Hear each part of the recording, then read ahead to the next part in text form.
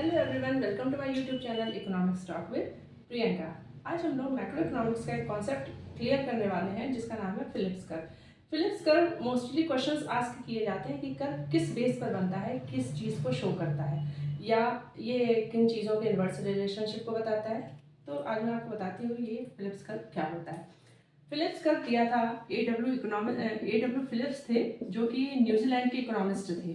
तो इन्होंने एक रिसर्च की थी, एक सर्वे किया था यूके के ऊपर, जिसमें इन्होंने ये पाया था कि जैसे जैसे इन्फ्लेशन रेट बढ़ता है, जैसे जैसे महंगाई बढ़ती है, वैसे ही अनएम्प्लॉयमेंट रेट नीचे गिरता है, मतलब बेरोजगारी घटती है। तो इनका जो कर्व है वो जो इन्होंने सर्वे किया था वो किया था 1958 में, और ये है आपके न्यूजीलैंड के इकोनॉमिस्ट। ठीक है, इनका जो कर्व होता है, जो इन्होंने कर्व दिया है, वो कुछ ऐसा है कि जैसे जैसे महंगाई बढ़ेगी, जैसे महंगाई 4, 6, 8, 10, इधर पर हम दिखाएंगे, क्या दिखाएंगे इधर? Inflation rate.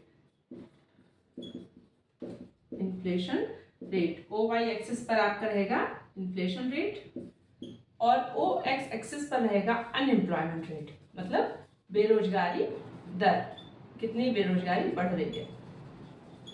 ठीक है, तो इधर पर भी हम कुछ नंबर्स लिखेंगे, लाइक 2, 4, 6, 8, 10। ठीक है, तो जब हमारा इन्फ्लेशन रेट 4 होता है तो अनएम्प्लॉयमेंट रेट 10 होता है। पहले आप ये फिगर समझिए, फिर मैं आपको बताती हूँ ऐसा क्यों होता है। फिर 6 जब होता है तो 8 अनएम्प्लॉयमेंट रेट है। आपका जब 8 है, सॉरी, आपका जब ये 8 है तो ये हो गया जा करके 6 के बराबर। ठीक, फिर हो गया ये आपका, जब 10 है तो हो गया ये 2। ऐसा एज्यूम करते हैं। जैसे ही हम इन सारे कर्व बिंदुओं को मिलाएंगे तो ये कर्व कुछ हमारा ऐसा ड्रॉ होगा, जो कि डाउनवर्ड स्लोपिंग होगा। ये डाउनवर्ड स्लोपिंग है, क्यों है अब समझिए।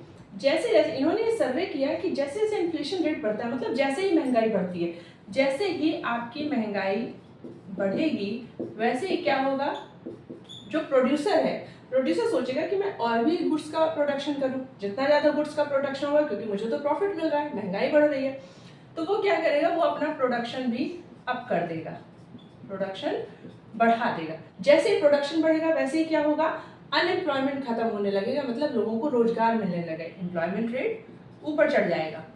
जैसे एम्प्लॉयमेंट रेट बढ़ेगा तो ऑब्वियस सी बात है कि आपका जो बेरोजगारी दर है वो नीचे आ जाएगी। तो इन्होंने ये देखा, जो इनका रिजल्ट निकला, उन्होंने ये रिजल्ट निकाला कि जैसे ही इन्फ्लेशन बढ़ता है वैसे ही अनएम्प्लॉयमेंट रेट डाउन होता है। दैट मीन्स इन्फ्लेशन और अनएम्प्लॉयमेंट के बीच नेगेटिव रिलेशनशिप है, या इनवर्स रिलेशनशिप बोल सकते हैं, कि अगर इन्फ्लेशन ऊपर जाएगा तो अनएम्प्लॉयमेंट रेट डाउन करेगा।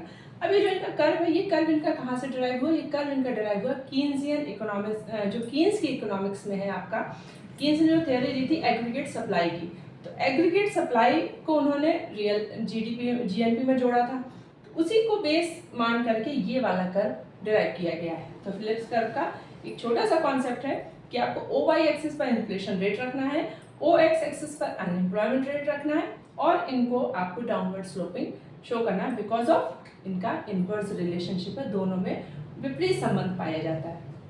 दैट मीन्स जैसे इन्फ्लेशन बढ़ेगा अनएम्प्लॉयमेंट रेट डाउन होगा, क्योंकि प्रोडक्शन बढ़ेगा, प्रोडक्शन बढ़ेगा तो एम्प्लॉयमेंट जनरेट होगा, एम्प्लॉयमेंट जनरेट होगा तो अनएम्प्लॉयमेंट रेट डाउन कर जाएगा। ओके, आई होप आपको एक कॉन्सेप्ट समझ में आ गया होगा। हम लोग नेक्स्ट वीडियो में aggregate demand and aggregate supply की बात करेंगे, जिससे आपको ये कॉन्सेप्ट और भी अच्छे से क्लियर हो जाएगा। वीडियो अच्छा लगा हो तो please like, subscribe and share. Thank you.